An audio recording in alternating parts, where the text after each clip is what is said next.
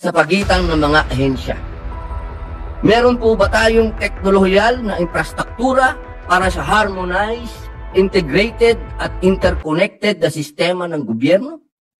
Ang pinakamahalagang punto po ay ang pagsusuri ng ating sistema at pulisiya para sa ating mga ahensyang nagpapatupad ng batas sa pamamagitan ng pagbibigay ng tumpak na kritikal na impormasyon sa paghuli sa mga aktwal na kriminal. Ang sangkot po ay isang 62 taong gulang, 62 years old, tubong Baloi, Lanao del Norte, na nagngangalang Muhammad Maka Antal Said. Nitong nagdaang linggo ay sinundan po ng aming tanggapan ang kaso ni Tatay Muhammad. Araw po ng Huwebes, 10 ng Agosto, papunta ng Kuala Lumpur, Malaysia, si Tatay Muhammad ay harangin ng mga tauhan ng Bureau of Immigration sa Naya Terminal 3 matapos magkaroon ng alert ang kanyang pangalan.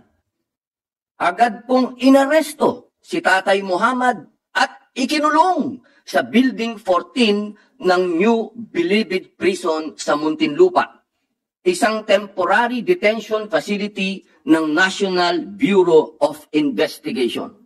Sa investigasyon po, natuklasan ng NBI International Airport Investigation Division na mayroong 9 na warrants of arrest para sa isang Muhammad Said, also known as Ama Maas, na tugma sa pangalan at pagkakakilanlan ni Tatay. Ang mga hindi mapabubulaan ng katotohanan. Una, makikita niyo po dito, Ginoong Pangulo, masdan po natin ang larawan ng sinasabing wanted Muhammad alias Ama Maas sa kaliwa at si Tatay naman sa kanan. Kayo na po ang humusga kung iisang tao po yan.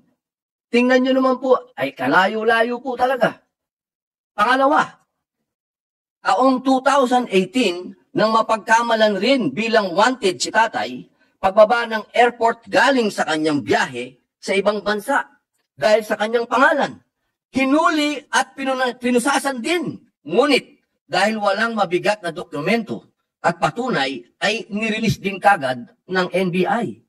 Pangatlo, mismong National Bureau of Investigation ang nag-issue ng clearance noong 2018 at 2019 na nagpapakita ng no derogatory record ni Tatay.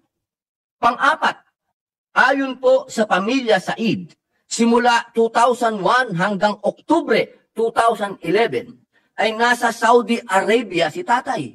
Ngunit ang nasabing krimen na kinasasangkutan ni Ama Maas ay naganap noong July 2011.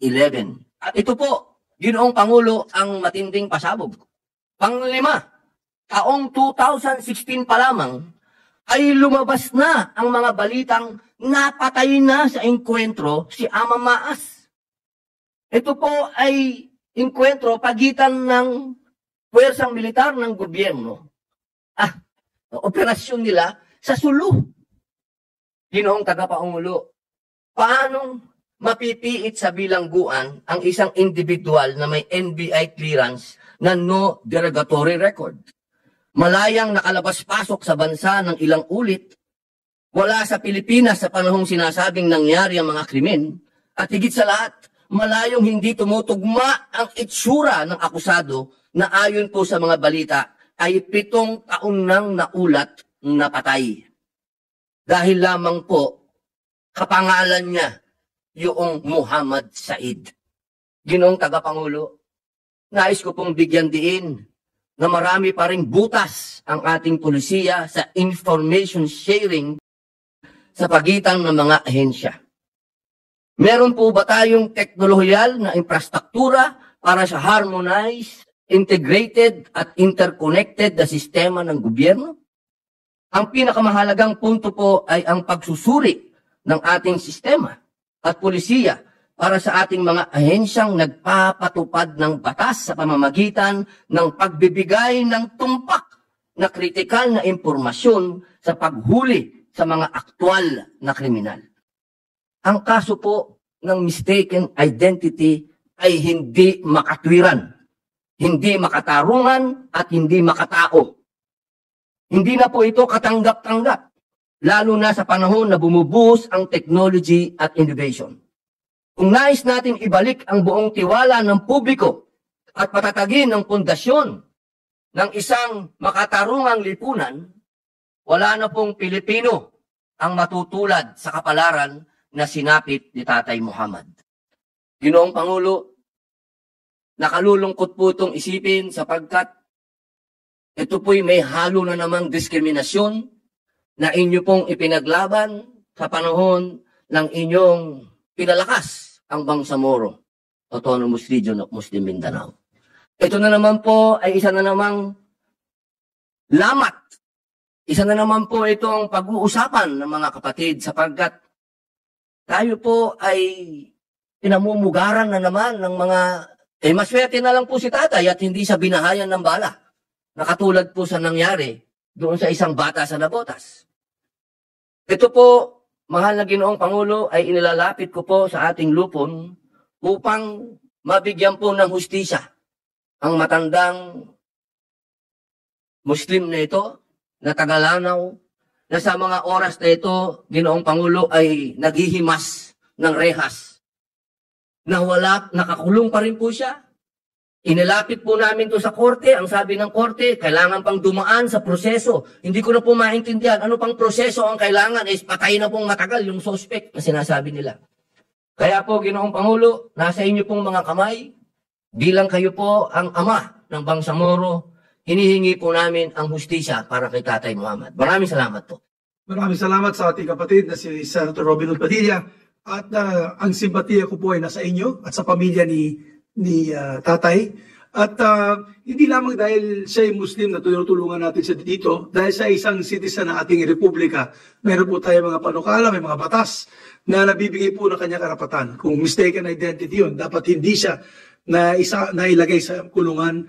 And if there was a justice denied to the person, then definitely also a penalty should be given to those who had rendered his denial of justice and his arbitrary detention without a due process. So, Majority Leader, shall we refer it immediately to the Committee on Justice? Yeah. Yes, sir. Minority Floor Leader is recognized. Mr. President, I was just alarmed with what I heard. So if I could just ask our colleague who brought this to our attention some additional facts so that we will familiarize ourselves with what happened. So, ang sabi po ni Senator Robin ay nakakulong pa. Nakakulong pa po siya hanggang ngayon. Opo. Ba't kailan ba ito nangyari po? Noong isang buwan po ito, magmula po nung nakulong po siya, binantayan na po namin yung kaso niya, humingi na po kami ng tulong sa PAO, kami po ay nagpunta na rin po dun sa Taguig Court na humahawak 9 na kaso po eh.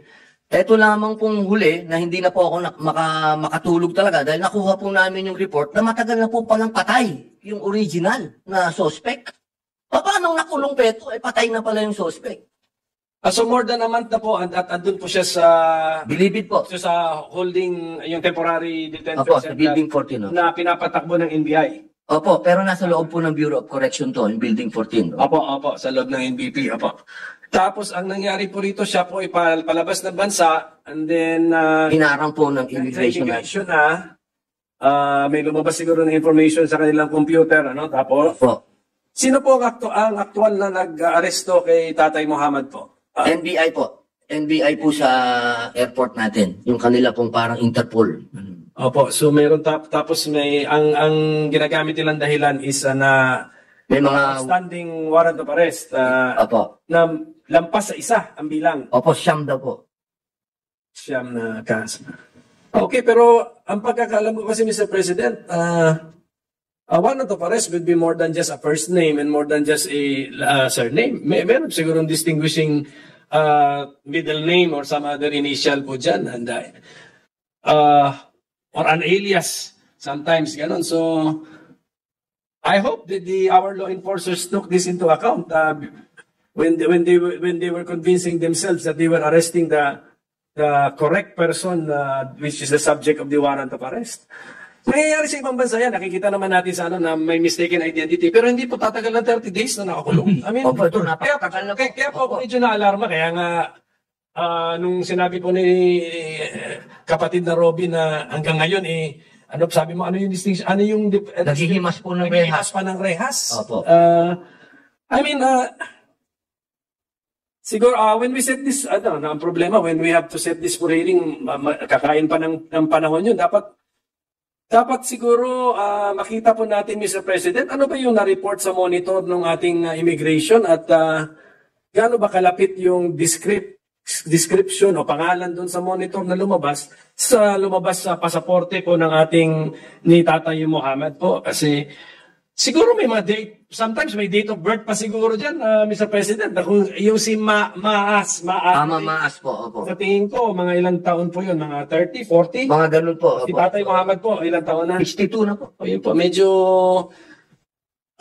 sometimes, medyo, you don't need scientific proof already to, to convince yourself na we have a wrong,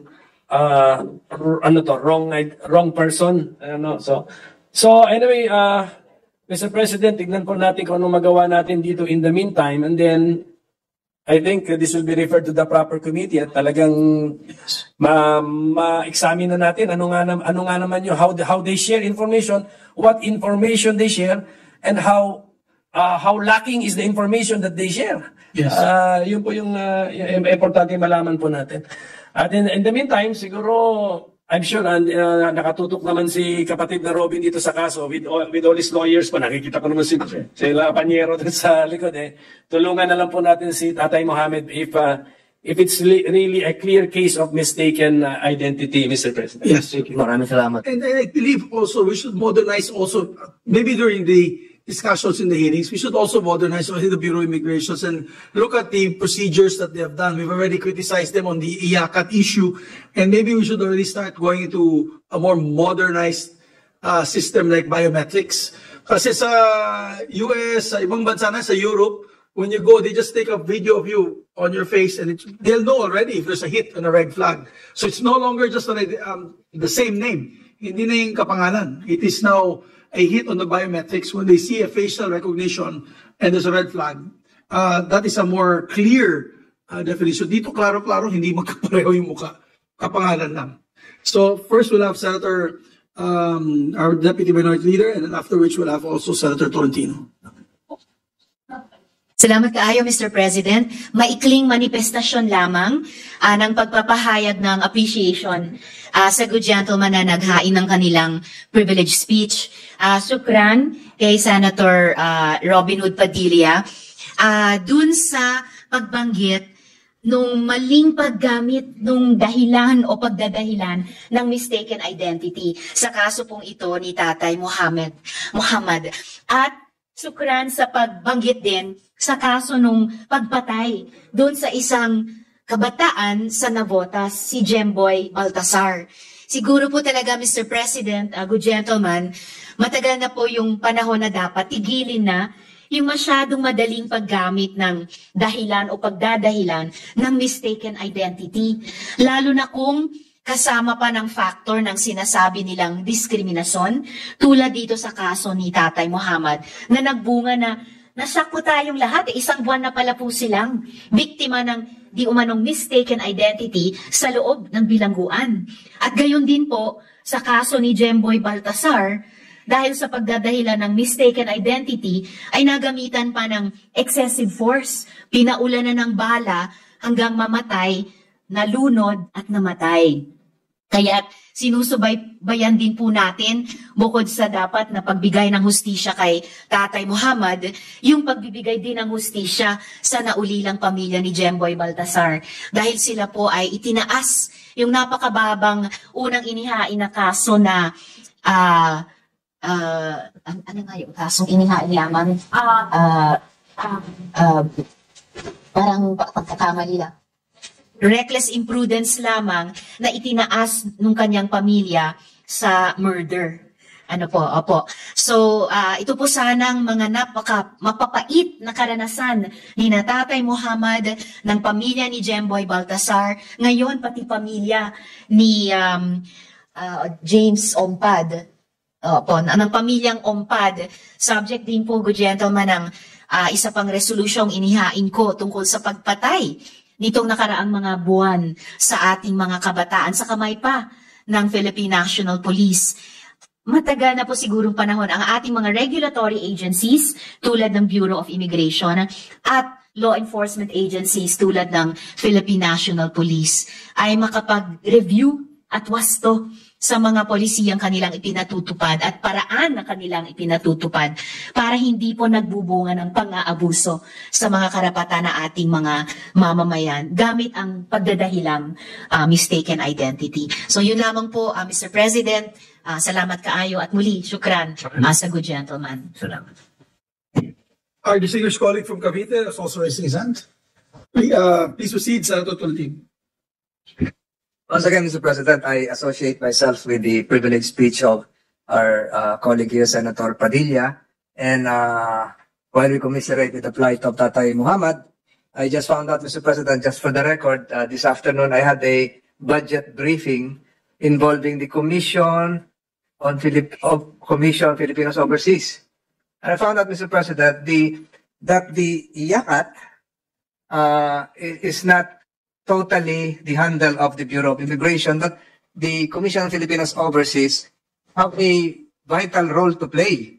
They're supposed to be the advocom. They had the advocom, and they were supposed to, under their mandate, they were supposed to inform travelers ahead of their initial contact with the Bureau of Immigration and Deportation, Mr. President. So, medyo naguluhan ako sa budget briefing kanina, but they admitted that they're part of this IACAT and sila po yung namumuna. Just for the record, Mr. President. Again, I associate myself with the privilege of our colleague here, Senator Robin Hood Padilla, who accompanied me several times to the maximum security compound of the National Deliberate Prisons, Mr. President. Salamat po. Thank you very much, Senator Tolentino.